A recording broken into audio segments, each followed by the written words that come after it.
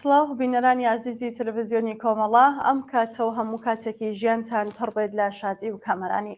لاڵقەیەکی تر لە بەرنامەی دیدار و ڕاوەوە هاتووینەتەوە خزمەتان بۆ پێشکەشکردنی بڕگە و بابەتەکانیان بەرنامەیە.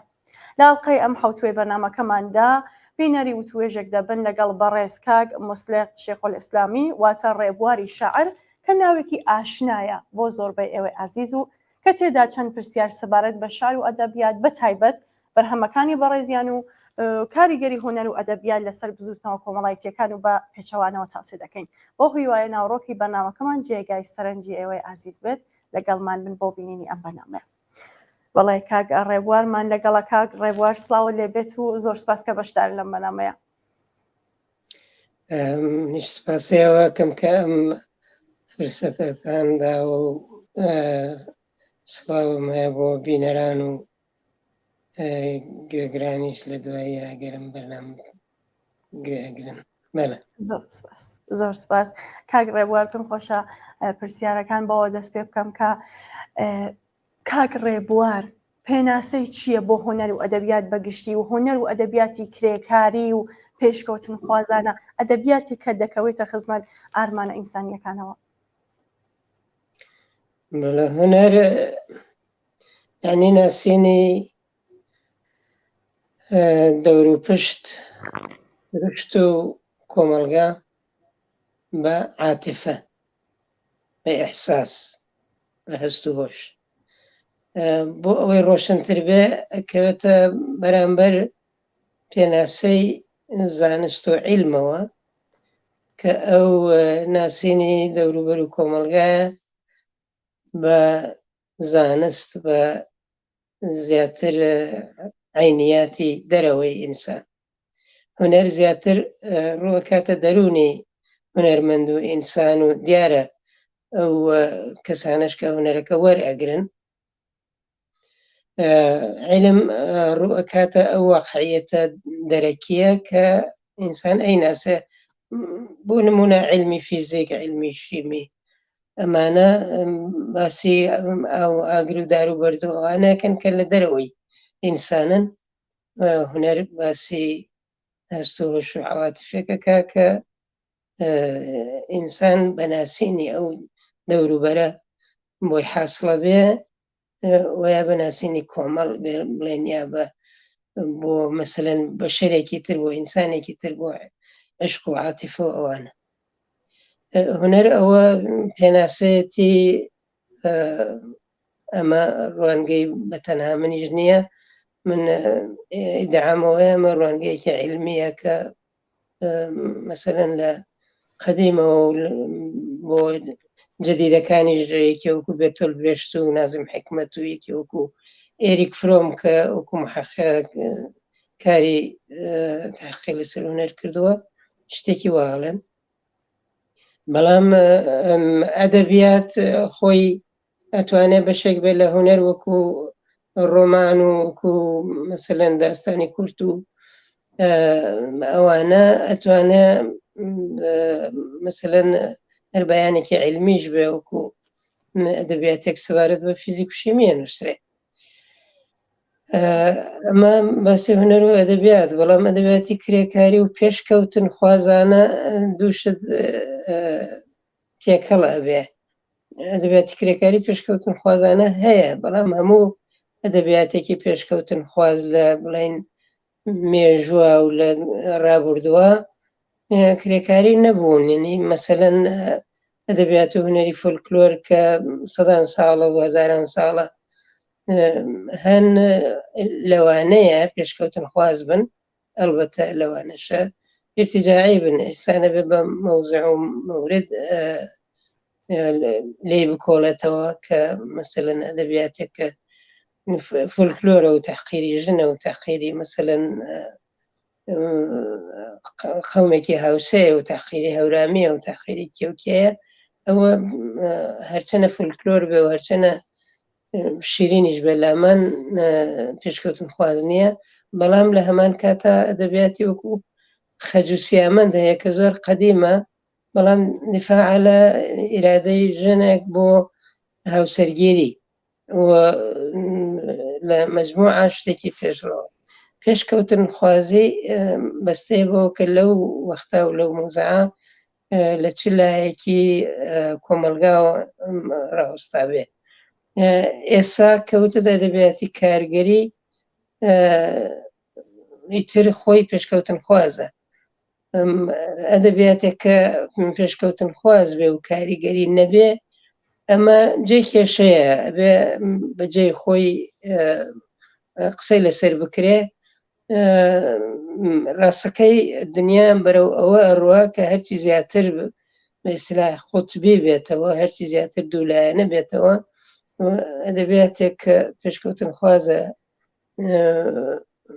بە هەر جۆرێک بێ بە عاتیفە و ئیحساس و عواتفی کرێکاران و بزوتنەوەی کاریگەری و بزوتنەوەی کۆمەڵایەتی کۆمونیستی غەیری ئەوە بێ، ئیترە بێ بە مەورد من ناڵێم هەمووی ئەکەوێتە داوێنی سەرمایە و ئیرتیجاع و مەزهەب و ئەوانە، بەڵام نمونەی هونەری ئیرتیجاعی بۆ ئەوەی ئاسان دەرێک بکرێ مەسەلەن نەوحە خوانیە، سینە زەنیە، ئەمانە دەرکی ئاسانە بۆ بیسەر، بەڵام لەو بەولاوەش هەیە کە بنووسراوە و بەوانە سۆری لەسەر چووم. ئێستا مەجال وە دیارە تەنگە بۆ ئەوە، بەڵام من نووسراوێکم هەیە بەناوی جوانی ناسی لە شێعری هاوچەرخی کوردیە، لە شێعرا بەڕەسیم کردووە، لە هونەرەکانی تریشە ئەکرێ بەڕەسیکەی. مۆسیقای ئیرتیجاعی هەیە، مۆسیقایەک هەیە هۆشبەرە، مۆسیقایەک هەیە خراپە، و مۆسیقای پێشڕەویش کە فرە و فراوانە. مۆسیقای مەسەلەن لە قەدیمەوە بێتۆڤێنی 200 ساڵ لەمەوبەر، نازانم موزارت و زۆر کەسی تر، هەتاوەکو موزیکێکە مەسەلەن ئێمە لە گروهی بانگوازە دروستمانە کرد وەختی خۆی. ئەلبەتە موزیکی گروهی بانگواز مقایسە ناکرێت لەگەڵ بێتۆڤێن، بەڵام ئەو هی سەردەمێکی شۆڕژگەڕانەیە و ئەمیشی سەردەمێکی شۆڕژگەڕانەیە. بەڵێ فەرموو. بەڵێ زۆر سپاس. باوە بڵێم کە کاگەڕێ بواری شاعر کەسایەتێکی سیاسی، شاعر وەرگێڕێکی ناودار و جێپەنجە دیارە لە بواری گەشەدان بە هونەر و ئەدەبیاتی کرێکاری لە بزوستنەوەی شۆڕژگەرانی کوردستاندا. چوارشێوەی ئەو گۆڕەپانەی کاری ئەدەبی تێدا کردووە چۆن پێناسە دەکات؟ ئەو بەرهەمانەی بە چاپی گەیاندون کامانە؟ بەڵێ ئەمەش ڕەفیقەکانەڵێن بە منەڵێن تۆ لە زمانی قاجارەوە خەریکی، ئەمەش دەگەڕێتەوە بۆ ڕاستی 6 ساڵ لەمەوبەر، یعنی سەردەمی بێژین ئسماعیل شەریفزادە و هاوڕێیانی، و ئیتر وا ڕێکەوتووە شێعرەکانم هەمووی متەوەجی مەسایلی ئیجتیماعی و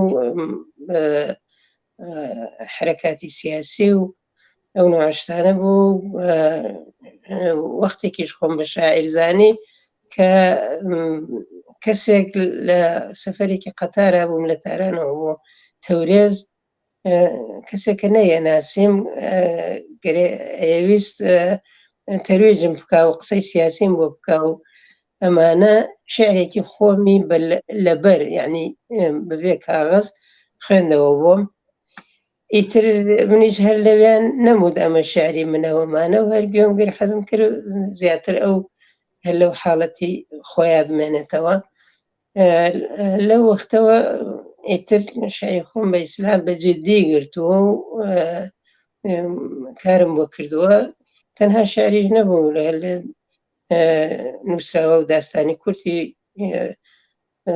زۆر بە معنای 5-6 دەدانەیەکم بوو لە هەر لەو وەختانە کە بەداخەوەتیا چون یەکێکیان دەبێ بە هێمەتی کاک حەمەحسەینی کەریمی خوێندێەوە بە نەوارە ئەو بەسەرهاتی ئسماعیل شەریفزادە لە 3-4 ڕۆژی ئاخریا بە ناوی شێعری دارێنە. داستانی کورتە بەڵام شعری تایە و لەحنی باڵاد و قەسیدە و ئەوانە گرێتۆمانە ناو شعری دارێنە لەوێەوە هەتاوەکو ئاسوی شۆرشەکان کە نەمیشەوەکو خاڵێکی خۆش و درەخشانی ژیانم بیرم لێ کردوونەوە بە هێوام ڕۆژە لە ڕۆژان دەستمان کەوێتەوە بۆ چاپ و حتا بەو دەنگە خۆشەی کاک حەمەی کەماڵی کە کراوە بە نەوار پێم وایە هەمووی هەر بە دەنگی ئەوە یا هاوڕیانی ترش ئینشای لایەوانچە بوون لە ماجراکە سادێ نسیمی ئەوانە ئەلان دەخەن لەبیرم نییە بەڵام ئەوانەش بووە بێژگەلەوە یعنی کە بگەڕێتەوە بۆ شێعر 5-6 دیوانم 5-6 ینی بێژین کۆبەرهەم چاپ بووە ئەمە یەکەمینیانە کە لە بۆکان چاپ کراوە وەختی خۆی ساڵی 1350 ئەو نێنی 6 ئێمە گەشتێ لە کوردستان ئیتر چەند لاپەڕێک لە دەفتەری بەرباخەڵم پێشنگەکان بەجێ خۆی ئەوە باسێکی ترە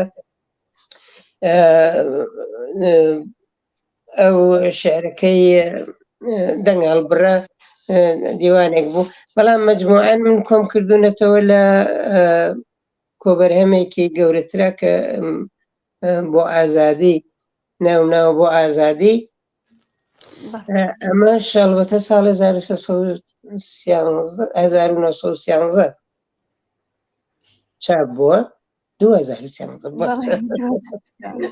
بوومیتر بۆ دەورەی قاجار 2013 چاپ بووە ینی بەنسبەتی خۆی کۆنە چاپ نەکراوم هەن کە دووبارە ئەگەر چاپی بکەمەوە ئەوانیش ئەگونجێنم چاپی ئاخری 19 بوو پێم وایە بە لێم تێک نەچێ ئەمە وەکو وەرگێر ئەوەی وەکو کتێب وەرم گێڕابێر مانیفستی کۆمۆنیست بووە کە وەختی خۆی لە رادیۆ کۆمەڵەوە تەدریسمە کرد بە ئیسلاوەکو دەرسەکانی مارکسیزم بە کوردی و بە فارسی فارسیەکەی لاهوتیم بەدڵ نەبوو فارسیەکی شەمار دروست کرد پێما بوو ئەوەی من ڕەساترە کارم نییە دوای ئەوەش شەو ڕۆژ یعنی بە 4 ساڵ و 5 ساڵ نەزانم 10 ساڵ شاید تەرجەمەم کردوە ڕۆژانە لە رادیۆ کۆمەڵە کە ئەویش بەرهەمی زۆری تایە لەوانە تەرجەمەی زنجیرە وتاری دکتۆر جعفەر سەبارەت بە کورتە باسێک لەسەر سۆسیالیزم ئەو کتێبەکەی دکتۆر قاسملو لە ڕەدی ئەوە کە ئیتر لە نزیکەوە لەگەڵ خۆشی یادی بەخێر لە مەشورەت بووم و ئینتخابی کەلیمە و ئەوانە زۆر مهم بوومان هەندێک شتێک تریشی تر وتارە سیاسیەکان وها بوو کە مەسەلەن ڕاهی کاریگەر و چریکی فیدایەوانە هێشتا ئەما بوون ئەشیا جۆرێک بمان کردایە کە مەسەلەن ئیرادی ئیزافی لێ نەگرن ئیتر ئیرادێکە ئەوانەیانگەر لە ئەسڵا مەوزع سیاسیەکەیان بوو بەڵام منزورمەوە لەویا دقەتی زۆرمانە کرد لە تەرجەما و ئەلبەتە کە با ناوی کاک فاتحیش ببین ئەویش هەر لە سەرەتای ژیانمەوە کۆمەکم بووە بۆ کوردی و بۆ شێعر و بۆ تەرجەمە و بۆ هەرچی شتە ئەویش لە رادیۆ حەی و حازر بوو کۆمەکیە کرد ئەوە بەرهەمەکان کە بە چاپم گەیاندون و بۆ گەشەدان بە هونەر و ئەدەبیاتی کرێکاری ئەمە خۆی بەرنامەیەک هەڵەگرێ کە ئێمە کانونێکمان دروست کرد یعنی لە کێشمەکێشی هونەر و بڵاوکردنەوە و بڵاو نەکردنەوە و چی و چیە ڕۆژە لە ڕۆژان من بە تایبەت حەساسیەتم بوو بە مثل هنەری ناسیۆنالیستیە مەسەلەن شعری هەژار کە پێما بوو زدی ژنە بەشێکی پێما بوو مەسەلەن زدی عەرەبە بە جۆرێ وەکو ئەمانە یا حتا بۆ بڵاو بوونەوەی شعرێکی شێرکۆبەکەس دوای لە دەستچوونی دکتۆر جعفەر شعرێکی نووسی بوو بەلامانەوە دکتۆر جعفەر زۆر عەزیز بوو ئیتە ئەویشەکە من چۆن شعرم نەنووسێ بۆ دکتۆر جعفەر ئەو خۆی عەزابی وجدانێکە بەڵام نەمتوانی ئەو نووسی لالۆ هەستەوە کە من حەزم نەکرد لە رادیۆ بڵاو بێتەوە بڵاویان کردەوە ئەوم کرد بە بەحث وتم ئەمە دکتۆر جعفەر نییە ئیرادم لە ناسیۆنالیزمی شێرکۆبەکەس و تەناقوزی لەگەڵ سۆسیالیزمی دکتۆر جعفەر و ئەوانە بوو کە نەتیجەکەی بوو بەو بەرهەمە کە عەرزم کردن جوانی ناسی لە شاری هاوچەرخی کوردیا چون یەکێک لە ڕەفیقەکان وتی کاک موسا ئەم شعرە هەر عەیبێکی بێ زۆر جوانە منشتم بەلای منەوە جوان نییەن لەفزێکی ناشرینیشم بەکاربرد ئەمدا لەسەر جوانی ناسی ئەو بەرلەوە سخۆنڕانیم دانا لە ئوردوگا و سخۆنڕانیەکەم لەدا کرد بە دوو وتار کە لە نشرەی هانا چاپ بوون کە جوانی ناسی چینایەتیە جوانی ناسیەک ئەمە ئەڵبەتم لە ڕابردووی خۆیشم ئەم هاوەرد مەسەلەن لە پلێخانۆف فێر بوو بووم لە ئەو ئێریک فرۆمە فێر بوو بووم کە هەموو کەس هونەر بە جوان نازانێ بەتایبەت تەبەقاتی ئیجتیماعی مەسەلەن تەبەقەی فیۆداڵ کە بە ئەسپ غارەدا بشن جوتیارانە و ئەیان کوژێ و شعر ئەڵێ بە فراکە خوێنی جوتیارانی بەسەرا ڕژاوە ئەمە جوانی ناسیێکی وەحشیانەیە ئەمە پلێخانۆف ئەیهێنێتەوە وەک نمونە جوانی نییە و یا مەسەلەن لە کوردیا چوومەتە سەر ئەو شتانەکە زیدی ژنە و تحقیری ژن و ئەوانەیە زیاتر لەمانیش ئەکرێ قسە بکەین بەڵام ئاوا بوو کە هونەر و ئەدەبیاتی کرێکاری دروست بوو هونەر و ئەدەبیاتی کرێکاری ئێمە لەسەر ئەساسی ئەو تێوری و تێزە بوو کە دنیا گۆڕیاوە لە کوردستانە چینی کرێکار هاتوتە مەیدان لە ئێرانە کە ئەوە لە قەدیمتریشەوە بووە لە کوردی و فارسیە ئەبێ ئێمە هونەری کرێکاری بگرین بەدەستەوە و باوەشێنی کەین نمونەی هاو سەلیقەکانیشمان کەسانێ بوون وەکو ماکسیم گۆرکی و بەرتۆل برێشت و نازم حکمت و ئەوانەمان تەقویەتە کرد ئەوانەمان تەرجەمە کرد ئەمان هاوردە ڕادیۆ و کەسانێکیش بوون هەر لە یەکێتی نووسەرانی کوردستانی عێراقەوە هەتاوەکو کەسانی تر لە ئیتحادیە نووسەندەگانی ئێرانی و ئەمانە کردیان بە ئیراد و ستالین و نازانم هونەر مەحدوود دەکەن و چی و چۆن و ئەمانە ئێمەش بەحسی خۆمان بۆ مقاومەتی خۆمانمانە کرد و ئەمە ئازادی هونەرە مەحدودکردنی هونەر نییە ئەوەی کە ئێوە زنجیری پیاوسالاری و ژندژمنی و فاشیزم و ئەوانی لێخەن ئەوە هونەر نابوو دەکە ئەمە بەسی هونەری کارگەریش بوو کە 15 ژمارەی پێشەنگیش بڵاو بوو کە لەوێشە کێشە شتمان لێ دروست بوو کە ئەویشە بەسی جیاوازە من شتێکم نووسی لەسەر ناسیۆنالیزم لە پێشەنگدا چ دەکا ناچمە سەری لە جێی ترا باسم کردو و بڵاو بۆتەوە بەڵێ زۆر سپاس کاک بێبار ئەپ و قسەکانتان ئەمڕۆ هەر لە درێژەی قسەکان خۆشتانە پرسیارەکەی منیش هەراوەیە کە مێژووی هونەر و ئەدەبیاتی کرێکاری و پێشڕۆ لە کۆمەڵگەی کوردستاندا لەکەیەوە دەست پێ دەکات و مەرزبەندیەکانی لەگەڵ هونەر و ئەدەبیاتی کلاسیک و باوچین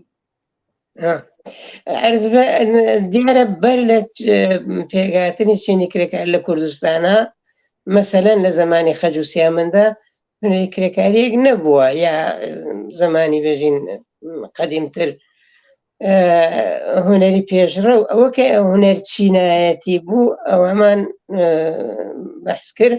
بەڵام هونەری کرێکاری کارگەری ئەمە وامان پێوت دیارە دوای هاتن مەدانی چینی کرێکار لە دنیا وردە وردە لە ئێران و کوردستانیشا ئەبێ بۆی بگەڕێ.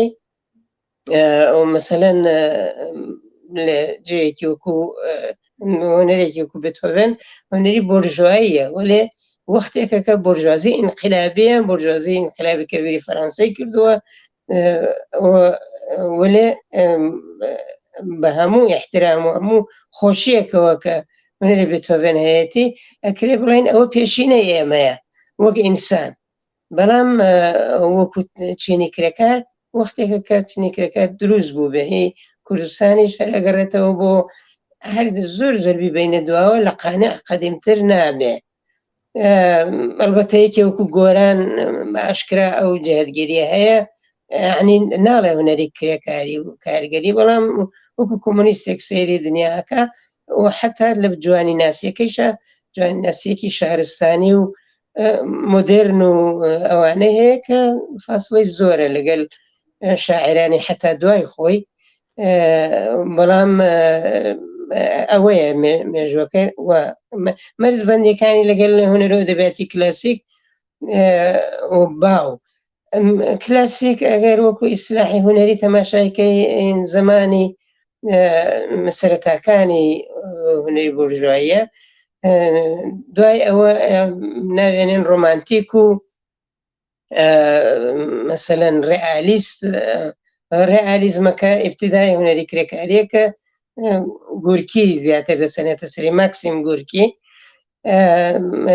دەست پێکردنی لە کوردستانە ئەمانە توانم بێژم بە ئێمەوە هاتووە کە کۆمەڵە مەسەلەن پێشەنگە سیاسیەکەی بوو، نەتەنها سیاسی وا دیارە پێشەنگە هونەریەکەیشی هەر لێرەوە هاتووە.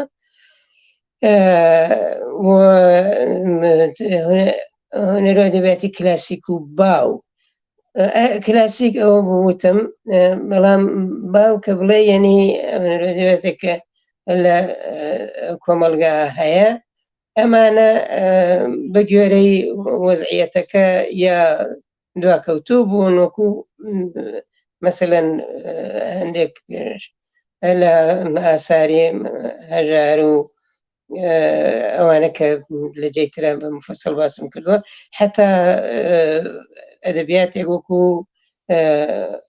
شێعر و فۆلکلۆری گۆرانی نەکرد ئاواز و فۆلکلۆری قەدیمی و کۆنەپەرستانە، بەڵکو جەدیدەکانیش مەسەلەن لەوانەی مەحوی و مەسەلەن مەولەوی و کێوەمانەیە ئەمە توانین بەو چاوەوە تەماشایکەین و بزانین کە لە چاو زمانی خۆیان و لە چاو وەزعی خۆیان چەندە لە پێش بوون. مەسەلەکە ئەوەیە ئایا هونەر چینایەتیە یاننا، ئێمە کە ئەڵێن هونەر لە عاتیفەوەیە لە عاتیفەی ئینسانەوەیە. لە زمانی قەدیم و نەئاندرتاڵ و ئەو وەختانە کە فیتفیتەیەک یا تەپڵێکیان بووە هونەر چینایەتی نەبووە، چون تەبەقەی ئیجتیماعی لە کۆمەلگا نەبووە. بەڵام لەو وەختەوە بوو بە بەردە و بەردەدار و بوو بە جامعی تەبەقاتی و هەتاوەکو فێوداڵی و هەتاوەکو سەرمایەداری واقعەن دوو هونەر و دوو بە ئیسلاح شێواز و ڕێچکەی هونەری لە جامعە هەیە کە بەرامبەر یەکەوێسن. ڕەش بەڵک هونەری خەڵکە کە هەمیشە مەلا و مەزهەبی و ئەمانە مخالیفی بوون و چەقلی چاویان بووە و هەڵپەرکیە مەسەلەن شادیەکی عمومیە ئەکرێت لە بەری ئێمەوە دای بنەی. بەو حەسابە ئێمە تەنیا مەسەلەی هونەری کارگەری نییە، هونەرەکە بەر لە ئەڵێن چینایەتیە لەبەرەوە ئینسان و هونەرمەندەکانیش کە جزوی ئینسانەکانن لە مەوزعێکی چینایەتیەوە ئەچنە بەرەوە ممکنە بەرتۆلبرێشت خۆی کاریگەر نەبوو بێ بەڵام هیچ کەس ناتوانێت بێژە هوەری بەرتۆلبرێشت نییە لە مەسەلەن عاتیفە و ئێحساساتی کارگەر و کۆمۆنیست و ئەوانە لەبەرەوە نمونونەکانی ئێمە و شەواهدی ئێمە نەتەنها ئەوان بەڵکو شاعرانێک لە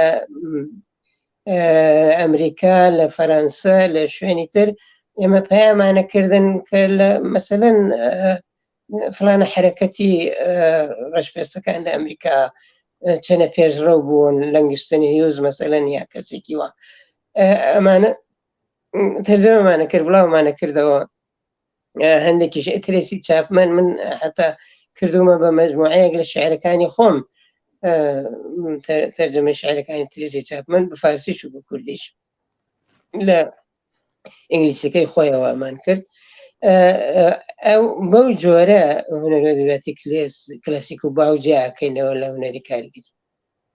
بەڵێ زۆر سپاس کاک ڕێبوار ئەم پرسیارمە دوو بەش ئەگرێتەوە. بەش یەکەم ئەوەیە کە کاریگەری هونەر و ئەدەبیات لەسەر بزوتنەوە کۆمەڵایەتیەکان و بە پێچەوانەوە چۆنە هەوڵ و خەباتی ئەدەبی و هونەری کەسانی وەکو بەڕێستان کەم مێژوویەکی چەندین دەیە لە پشتە ڕنگدانەوە و کاریگەری لەسەر ئاخێزی شۆڕژگەرانی ژنجیان ئازادی چۆن دەست نیشان دەکرێت؟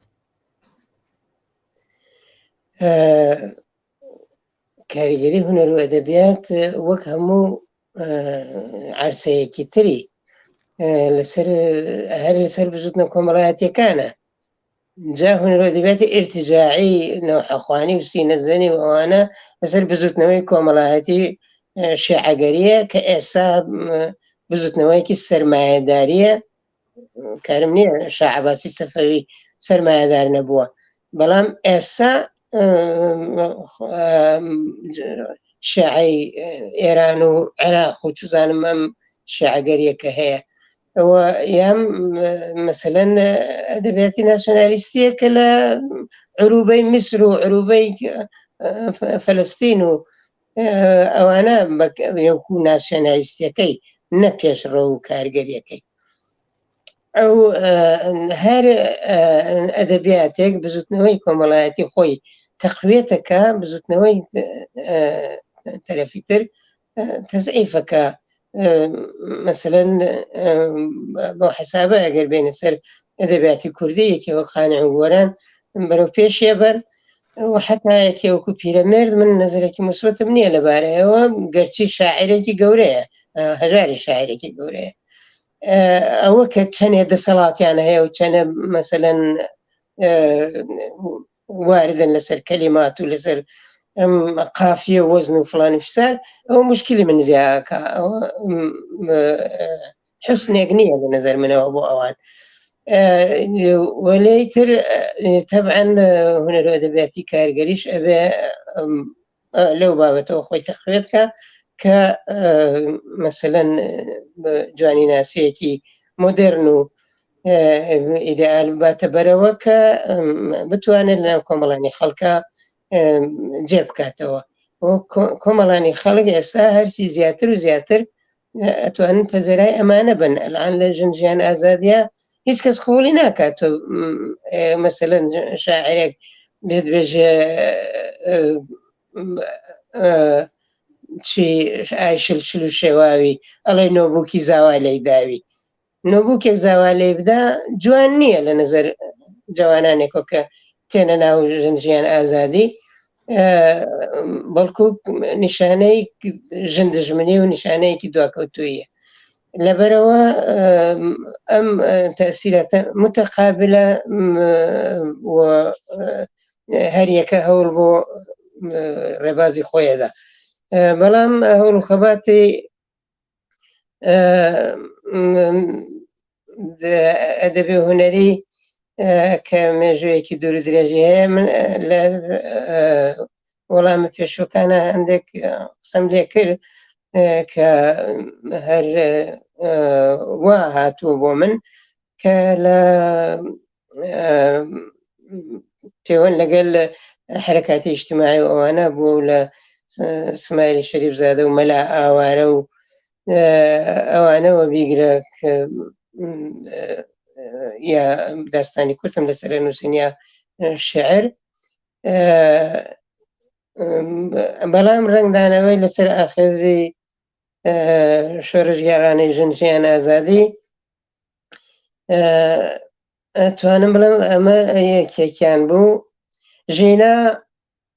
ژینجیان ئازادی کردە هاواری یەکگرتوو، ژینا ژنجیان ئازادی کردە هاواری یەکگرتووی دڵانی بە کوڵ گڕگرتوو، لە هەڵاماندا ژن ژیان، ژینا ژن ژیان ئازادی، پرچە خوێناویەکەی ژینا پرچی بەرەڵا بووی بەربا، بوو بە ئاڵای شەکاوەی هەزاران هاوار، ئاڵای سووری هەزار هاواری یەکگرتوو، هاواری یەکگرتووی ئێمە لەم پەر تا ئەو پەڕی ئاسۆ، چنای چەند شار چەند بیابان، بڵێ جیهان دڵانی ئاگراویان بوغزگرتوو، قوڵپەی گریانی بە کۆمەڵ بەرەڵا بوو، منیش لەگەڵ دایکت گریام، لەگەڵ جەماوەری دەوری گڵکۆی تازە ژینا، هاوارمان کرد ژینا نەمرد، ژینا بوو بە شەمڵی هەستان، دژ بە زوڵم و زۆر ڕاوەستان، بوو بە ئاڵای سووری بەربا، ڕەمزی ژنجیان ئازادی. ئەوەم هەر ئەو ڕۆژانە دانا بۆ ژینا و ئەو ئێحساسە کە بووم بەرامبەری.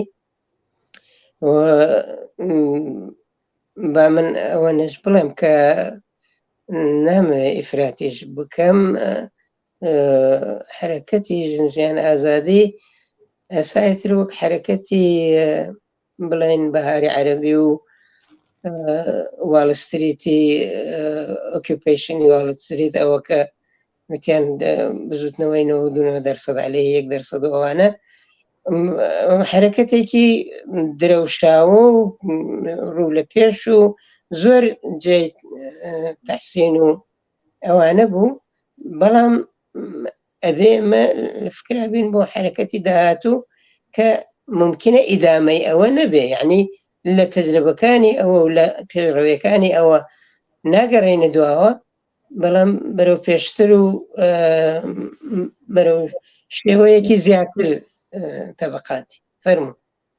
بەڵێ، زۆر سپاس کاک ڕێبوار بۆ ئەو شاراش. لە ئێستادا کۆمەڵگە ئێران بەگشتی و کوردستان بە تایبەتی پێویستی بە چ جۆرە هۆنەر و ئەدەبیاتێک هەیە تا بکرێت شان بەشانی ئاڵوگۆڕە کۆمەڵایەتیەکان هۆنەر و ئەدەبیاتێکیش گەشەی کردووە بوونی هەیە کە وەڵام دەرەوەی سەردەمەکەیەتی؟ سەردەمەکەی ئێمە سەردەمی شۆڕشە پرۆلێتەریەکانە. ئەمە لێنین 120 ساڵ لەمەوبەر وتی، بەداخەوە ئێستا ئەو لێنینە شۆڕژگێڕە گەشاوە پڕ ئومێدە کە ئەو شۆڕشە گەورەیە سازماندا و تەواوی دنیای تەکاندا بەرەو پێش، کە ئەمانە ئەڵێم هیچی ئفراد نییە، هێشتا کەمە، وەختێ سەردەمی شۆڕشە پرۆلێتەریەکانە ئەوواڵێ هەرچی چوینە پێشتریشەوە ڕۆشنتر دەرکەوت کە شۆڕشی بورژوایی و بورژوازی ملی و متەرەقی و چی و فڵانۆمانە گشتی خۆرافاتە، سەردەمی شۆڕشە پرۆلێتاریەکانە یعنی نەک ئەوانی تر قەدەغەن بکرێ ئەسڵەن بە ئەو سوء ئیستیفادە نێتە پێش، خۆ ئەوانە زانن ئێمە وا ناڵێن، بەڵام فەورەن یەنە سەر ئەوە یەکێتی نووسەرانی کوردی عێراق، کوردستانی عێراق مەهادی خەیەمەی گر ئێوە ستالین، توان ستالین بۆ تۆ کارم نییە نەچمە سەر و بەحسانە، منزور قەدەغەکردنی هونەریتر نییە، بەڵام ئەم هونەرە ئەبێ بدرەوشێتەوە و گەشاوە بێ و نەگەڕێینەوە بەرەو دوا، نەگەڕێینەوە بەرەو سەعدی و مەولەوی و حافز و وەگەم سەڵتەنە تەڵەبانە گەڕێنەوە بۆ مەولەوی و بۆ کێوکوێ، نەخێر مەولەوی زیدیژن بوو، بەردەدار بوو، هیچ کەسەوە ناڵێ. ئێمە لە بێتهۆڤێن فێرە بین لە مەسەلەن کەسانی متەرەقی ئەو زمانی مەولەوی فردەوسیە ڕوودەکی بوو لەویش فێرە بین. میراسی ئێمە لە قەدیمە و بەشەریەتەوە بەجێی خۆی. ئێمە ئەبێ هونەری کارگەری تەقوێتکەین، بیدۆزینەوە، تەوسعەی بدەین، زیاتر گەشەی پێ بدەین. لەبەرەوە شۆڕشەکە کۆمەلگا بەرەو پێش ئەوە، شۆڕشەکە دەرگا ئەکاتەوە و کۆسفۆمانەکە لا ئەبا و وەک شۆڕشی گەورەی فەرەنسا ڕێگەی کردەوە بۆ ماشینیزم و بۆ مدرنیزم و بۆ هەرچی شتە، و ماشینیزمی ژێر ڕێگەی کردەوە بۆ شۆڕشی گەورەی فەرەنسا. بەڵام یا مەسەلەن ئەم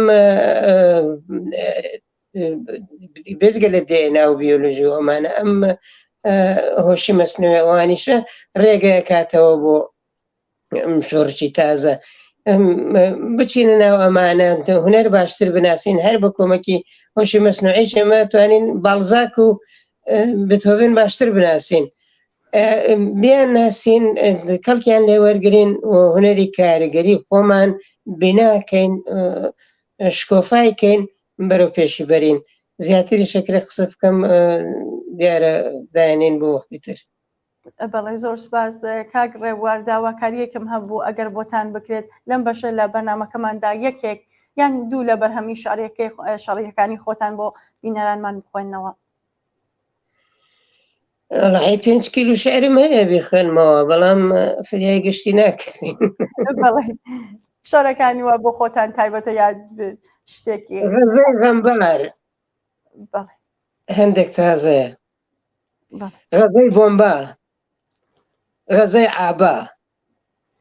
بۆمبا باران لە ئاسمانی سەرمایەوە بۆ سەر جەماوەری دیلی ئابای پشو بڕی ئاین.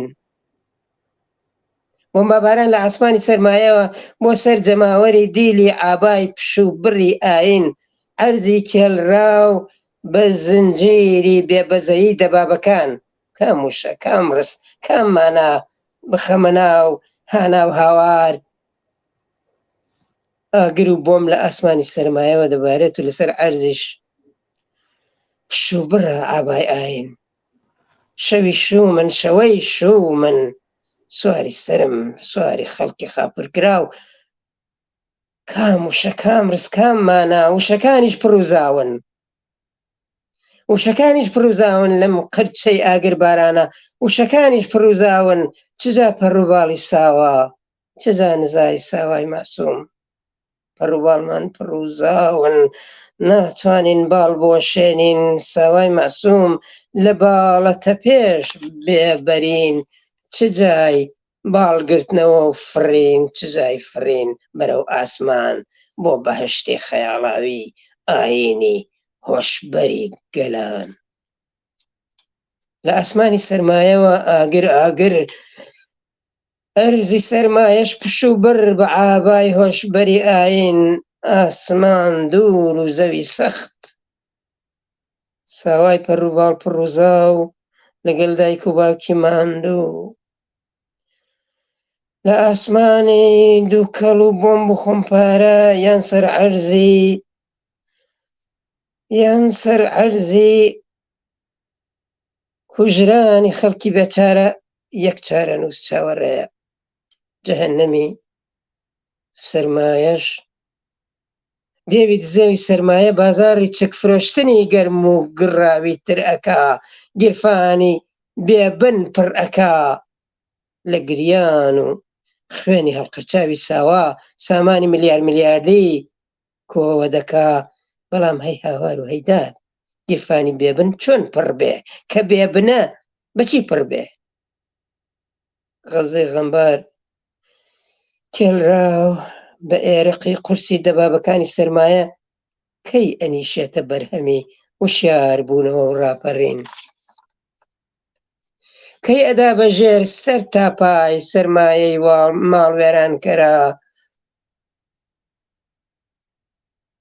کەی ئەدا بەژێر سەر تاپای ئاینی هۆشبەری گەلان. کەی بێ یەکجاری ڕزگار بین لە کەتنی ماڵوێرانی و خوێن، لە کەتنی ڕێگا ونکەری دێوی دزێوی سەرمایە.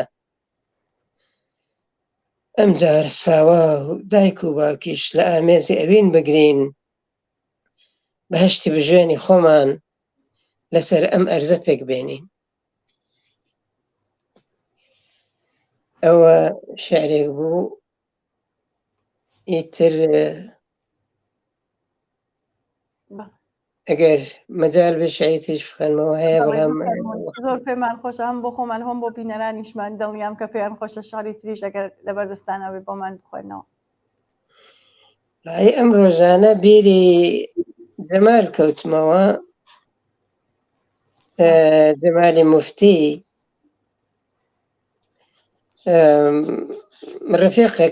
ڕفیقم بوو، ئەلبەتە ڕفیقیمان کورتماوە بوو، تەنها لە بۆکان ناسیم و هەر لە بۆکانی دەستمان دەچوو، بۆکان کە ئەڵێم بە جۆغرافیا تاریخ بیر بکەوێتەوە کە ئەکا ساڵی 59 یعنی 59 ئێمە لە سنە هاتینە دەر لە 60 شاب بۆکان گیراوە، هەرەکا ساڵی 59 کاتێک کە چوت گیانی بەخت کرد، من ئیتر بەڕاستی بە کوڵ گریان بۆی و ئەم شعرەشم نووسی. ئەتوانم بە چاوم بڵێم مەگری، یان بە سابڵاغی قارەمان بڵێم مەگری، یان بە ئێوە گەلی کوردی ڕۆڵە کوژرا و بڵێم مەگری، ئەتوانم تەنانەت بڵێم دایکی شەهید دەبەست بگری، بەڵام چی بکەم لە دڵە دەربەدەرەکەم مناڵە ژیر نابێتەوە و گوێم ناداتێ و بە کوڵەگری. خەڵکی وەرن ئەم شەهیدە ناز بردووە، تەرمی تفەنگێکی پڕی لەسەر پێیە لە تابوتە، تەرمی دڵی دەربەدەری هەمومانە لە تابوتە، وەرن خوێن بگرین بۆ کاک جەمال، نا هیچ کەس نابێ بگری، سوورپۆشکەن و لەسەر گڵکۆ دەستی هەڵپەرکەی بۆ بگرن، ئاخر ئەم قەرە باڵغە زەماوەندی کاک جەمالە. ئاخر جەمال هەر لە مێژەدا گیرسا بوو، بە قەلبی خۆی چەشنی لالە دەور و پشتی ڕوون کرد بوو، دوێنێ شەویش بڵێ سەیسەند وەک ئاگر بەر بووە گیانی دژمنان، بە سرودی ڕژنەی گولەی کەلاشینکۆف هێرشی کرد، خوێنی خۆی کردە تەوژم و تین بۆ فیشەک، بوو بە ئارەش بۆ گەلی کورد، گیانی خۆی نایە ناو گولە، با دوور بڕوا، با سنووری ئازادیمان بەرینترکە. وەرن مناڵ هەورە بچکۆلەکانی کاک جەمال، ئێوەش وەکو دڵی کۆسکەوتوم مناڵن، بێن و ماڵاوایی لێکەن، کاک جەمال ئەچێ بۆ سەفەر ناژێتەوە.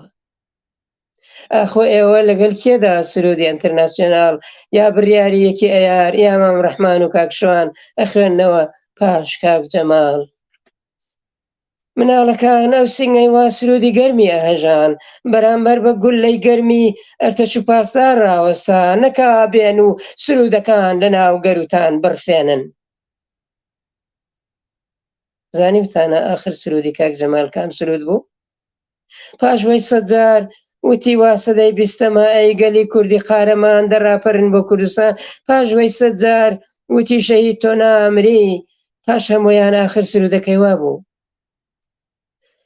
بە خوێنی خۆ گۆشەیەکم لە ئاڵای سوور نەخشاندووە، دەسا مەگرین، تەرمم بخەنە سەرچانی پان و بەرزی کرێکاران، کفنم لە هەور بۆ دروستکەن، با ببارێم لەگەل دوا دڵۆپی باران لەسەر ئێران، تۆوی ئازادی پێشێنکەم گزنگی خۆر ئەخەم لە پەلکە زێڕینە، با کفنەکەمی پێسوورکەم، ئەمجار ئێوەش کفنم بکەن بە دەسرەی سووری داوەتان، نەک بە دەسرەی ئەسرین سڕین، چونکە ئەمن بۆیە مردم هەتا ئێوە ئازاد و سەربەخۆ بژین، هەتا ئێوە هەموو ڕۆژە دەنگی زوڵاڵی سروودتان بێتە ئاسمان، بهاڵێتە دەور و پشتم، لێم ببێتە شای و گۆڤەند، بێمە سەما، چونکە ئەمن بۆیە مردم هەتا ئێوە ئازاد و سەربەخۆ بژین.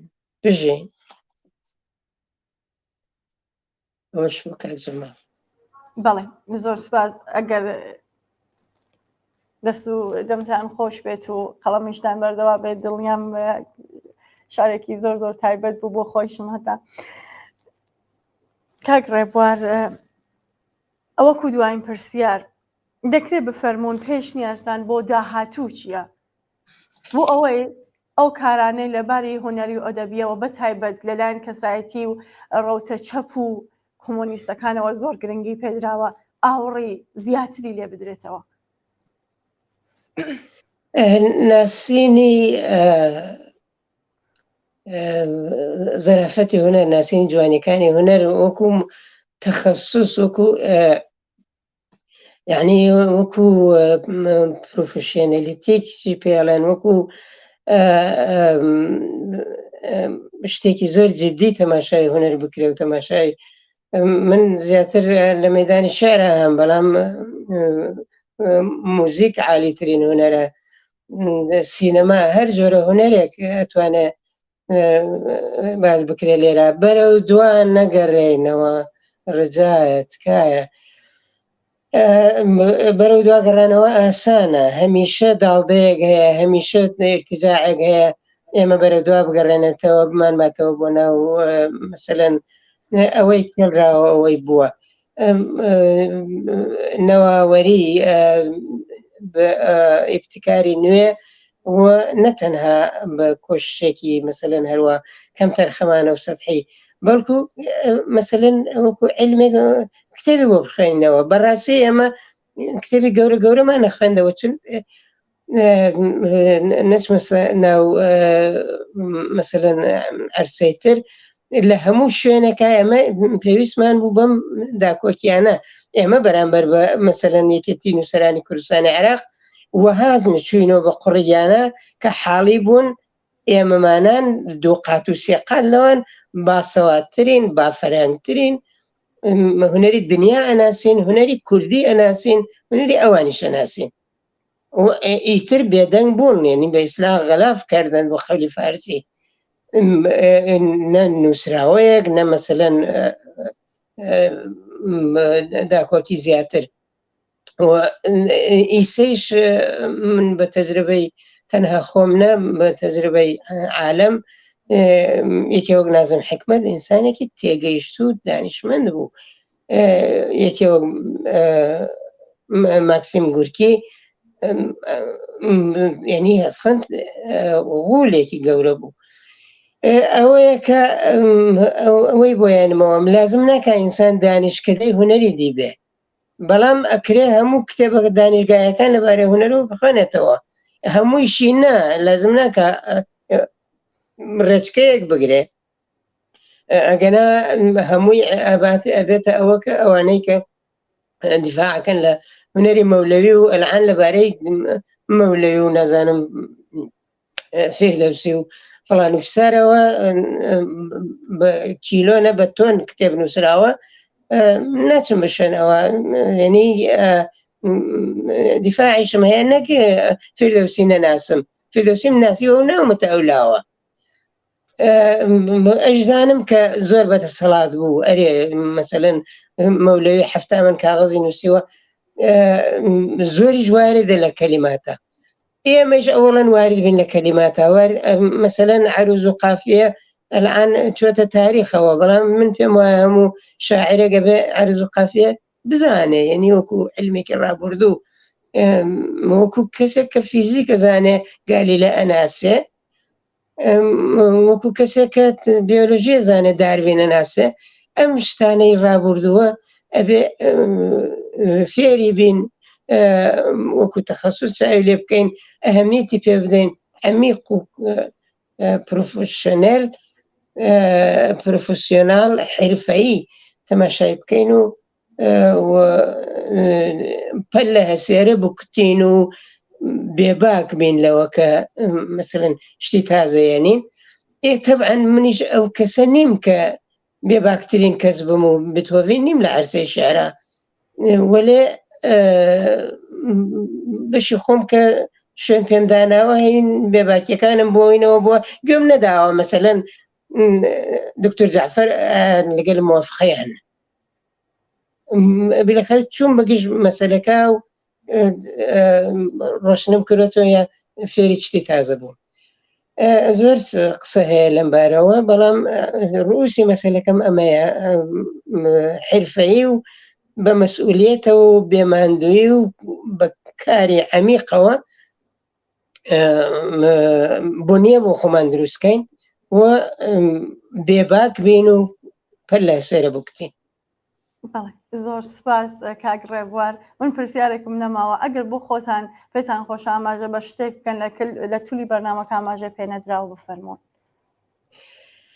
هەر بژین نسبەتەن مفەسەڵ بوو وا دیارە لەو وەختیشە تێپەڕ بووین.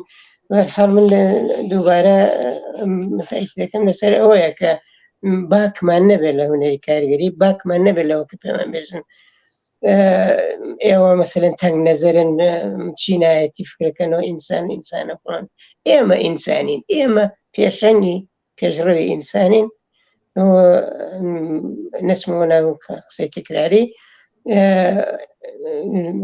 ئێمە باکمان نییە لەوە کە هەرەونەت بێباکی و جەسارەت و ئەوەی کە ئەم بزوتنەوەی تا ئێرە هاوردووە و بەرەو پێشیشیا بە.